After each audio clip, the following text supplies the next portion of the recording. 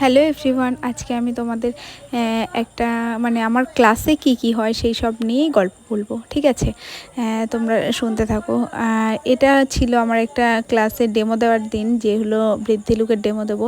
সবাই লেট করেছে আসতে, আর হলো যার উপরে করব সেও লেট করেছে।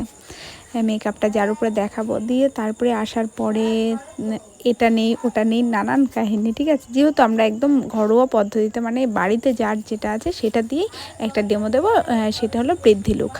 তো ঠিক আছে, এরকমভাবেই শ্যুটটা করার জন্য আমরা আগের থেকে ভেবে রেখেছিলাম।